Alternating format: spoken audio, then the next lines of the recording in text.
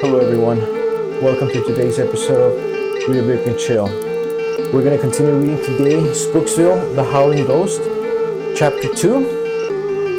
And just in case anybody doesn't know what's going on, in the previous chapter, Chapter 2, Sandy Wilcox's brother was kidnapped, and she doesn't know where it's at. Spooksville-The Howling Ghost, Chapter 2. By Christopher Pike. 2 days after Cindy Mickey's brother was kidnapped by the Howling Ghost, Adam Freeman and Sally Wilcox were having breakfast with their friend Watch. Breakfast was donuts and milk at the local bakery. Of course, Sally was having coffee instead of milk because, as she said, the caffeine helped steady her nerves. "What's wrong with your nerves?" Adam asked, munching on a jelly donut. "If you had lived here as long as me, you wouldn't have to ask," Sally replied, sipping her coffee. She nodded to his donut. "It's better to eat ones that don't have stuff inside."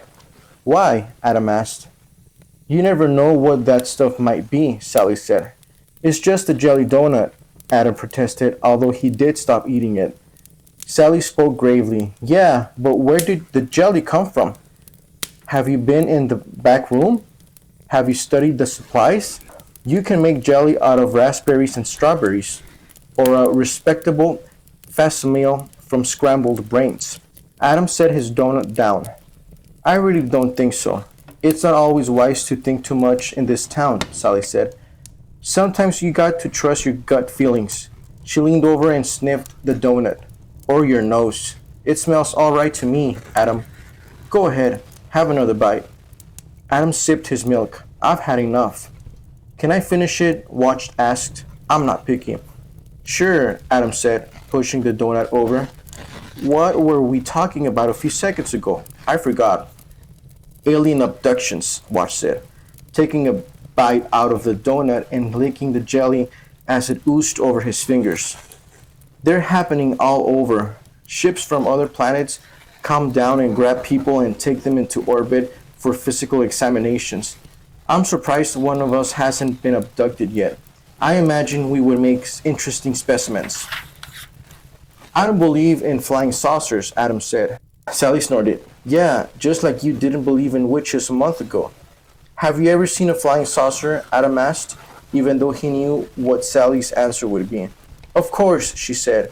"Just before you got here, I saw one come down up the reservoir. Old Man Farmer was out on his boat fishing and—" "Wait a second," Adam interrupted.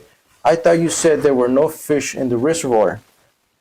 That they had all thrown themselves on the shores because they couldn't bear to live there." "I said he was fishing," Sally explained. "I didn't say he was catching any fish. Anyway, this ship came down and hovered over him and emitted this high vibration. Before you knew it, Farmer's face got really long and his eyes boggled out of his head. 10 seconds of this and he looked like an alien." "Then what?" Adam asked. Sally shrugged noncomically. "The ship left and he continued fishing. I think he caught something that day, too, but I don't know if it was edible." "But did Mr. Farmer continue to look like an alien?" Adam asked, exasperated. "It was not a lasting operation," Sally said, "but his chin is still kind of pointed," Watts added. Adam shook his head. "I don't believe any of this." "Why don't you take a peek in his back?" Sally said. "Old Man's Farmer works here. He probably baked that donut you just ate." As often was the case when Adam was with his friends, he had to struggle to keep up. If he hadn't almost been thrown in a boiling vat on the secret path, he would have refused to believe this new story. But nowadays, he always left the door to his mind open in case what they were talking about might be true. "What I want to know," Adam said, "is why Spooksville is so spooky. What is it about this place that makes it different from the other towns?" Watch nodded. "That's the big question. I've been trying to figure out the answer since I moved here. But I can tell you one thing. Bum knows the truth. I think Ann Templeton does too."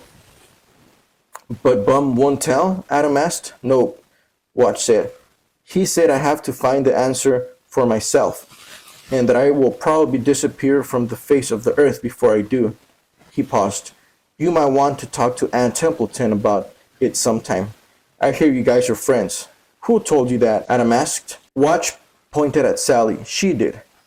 What I said that he was in love with a witch, Sadie explained. I didn't say they were friends. I don't love her, Adam snapped. Well, you certainly don't love me, Sally snapped back. Adam scratched his head. How do we go from what makes Spooksville scary to my personal life? What personal life? Sally asked, getting annoyed. You don't have a personal life. You don't even have a girlfriend. I'm 12 years old, Adam said. I'm not required to have a girlfriend.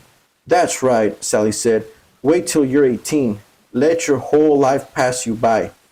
Throw away your finest years. I don't care. I live in the present moment. That's the only way to live in this town. Because tomorrow you might be dead, or worse. Watch patted Sally on the back. I think you need another donut. Sally grumbled, still looking at Adam.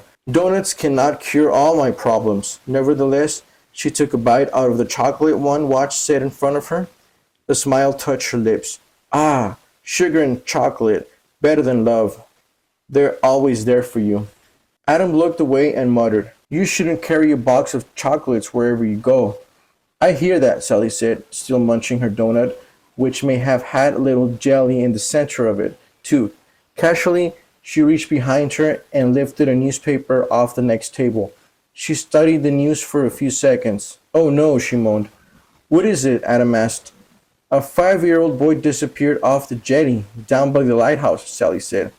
Didn't you know? Watch asked. It was yesterday's paper. A wave came up and carried him off. The police says he must have drowned. Drowned? Sally repeated, pointing to the article. His sister was with him at the time, and she says a ghost came out of the lighthouse and grabbed the kid. Watch shrugged. Either way, the kid's a goner. Have they found his body? Adam asked, feeling sick. He didn't know what it would be like to drown, but imagined it would be like smothering. No, Sally said, reading the article.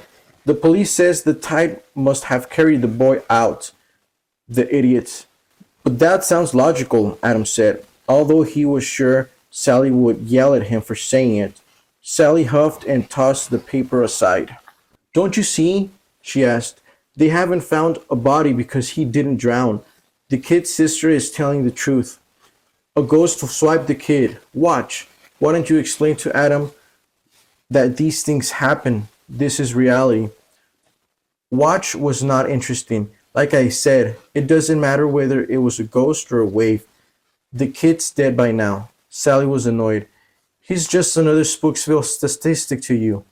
How can you be so cold? What if he's alive? Watch blinked at her. That would be nice. No, Sally yelled. What if he's alive and needs to be rescued? We're the ones who can do it. Really? Watch asked. Of course, Sally said. I believe this girl. I believe in ghosts. I don't, Adam said. Sally glared. You're just afraid of them. That's why you're willing to leave this poor young boy to a life of torment. Really, Adam, I'm disappointed in you. Adam could feel himself getting a headache. I have nothing against this kid, but if the police couldn't find him, I don't think we can. Sally stood up. Great. Give up without trying. Next time a witch or an alien kidnaps you, I'll just order a cup of coffee and a jelly donut and tell whoever's around that Adam was a nice guy and I really cared for him. But if he's gone, and there's no sense searching for him because I can't be bothered. She paused to catch her breath. Well, what? Adam asked. Sally put her hands on her hips. Are you going to help me or not? Adam glanced at Watch, who had picked up the paper and was reading the article.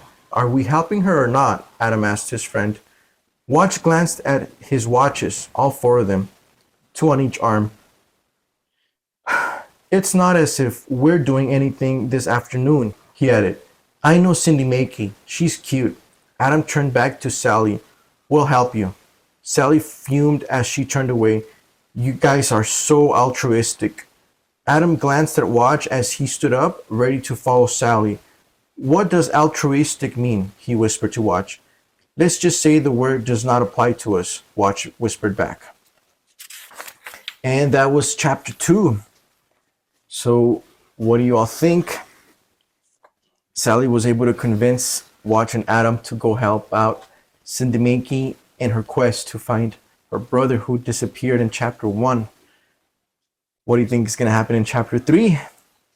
And what do you think about the aliens that come back to Spooksville? I believe there's another Spooksville book that is called Aliens in the Sky, so maybe this is a little prelude to that book.